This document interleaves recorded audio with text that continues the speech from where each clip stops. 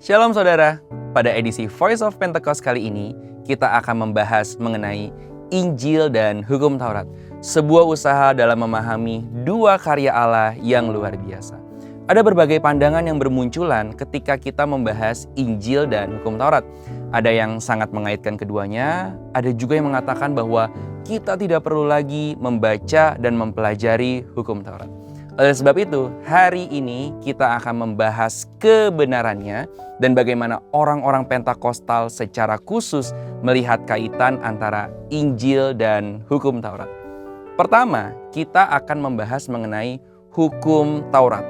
Asal mula Hukum Taurat adalah 10 perintah Allah yang diterima oleh Musa di Gunung Sinai. Namun faktanya ada 613 hukum turunan atau rincian dari 10 perintah Allah tersebut. Meskipun ada 613 hukum turunan, sejak lama umat Kristen membagi Hukum Taurat ke dalam 3 kategori. 1. Hukum seremonial. Hukum ini diberikan untuk mengatur sistem korban yang ada di dalam bait suci, termasuk operasional dari para imam, hari-hari perayaan, dan aturan korban. Perjanjian Baru mengajarkan bahwa Yesus telah menggenapi hukum seremonial ini. 2. Hukum sipil. Kata yang mirip dengan hukum ini adalah hukum yudisial, hukum adat, atau hukum kasuistik. Layaknya hukum sipil modern, hukum sipil dalam Hukum Taurat pun sejatinya hanya cocok pada waktu, tempat, dan budaya pada masa itu. Misalnya saja dalam Keluaran 21 ayat 15 diatur bahwa anak yang memukul orang tuanya wajib dihukum mati sebagai salah satu bentuk hukum turunan dari menghormati ayah dan ibu. Tentu hukum ini tidak relevan dengan konteks waktu, tempat, dan budaya masa kini.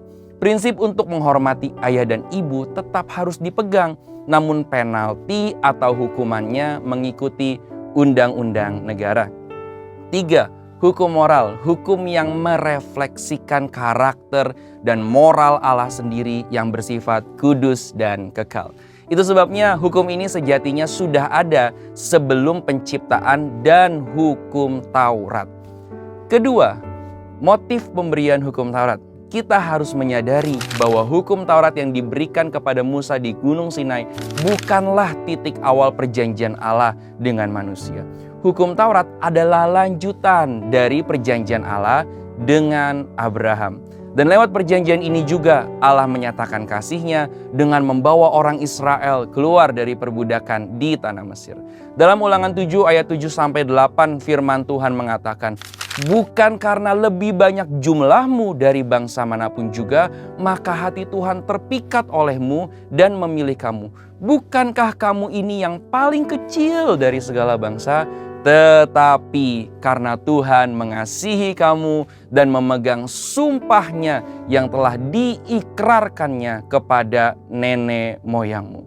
Dari ayat ini kita dapat melihat nuansa anugerah dan kasih karunia yang sudah ada sejak zaman perjanjian lama.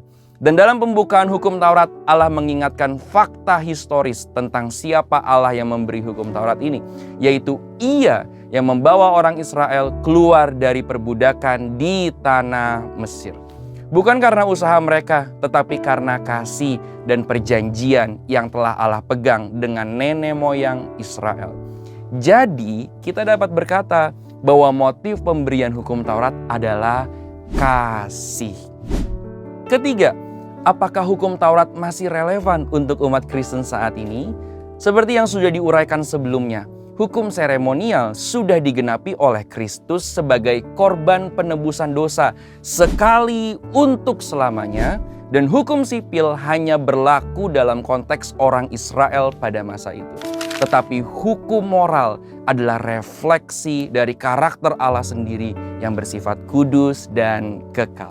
Dan hukum moral sendiri memiliki fungsi untuk 1. Mengekang orang melakukan dosa. Hukum moral mengajarkan kita tentang batasan-batasan dalam hidup. 2. Menghakimi orang akan dosa.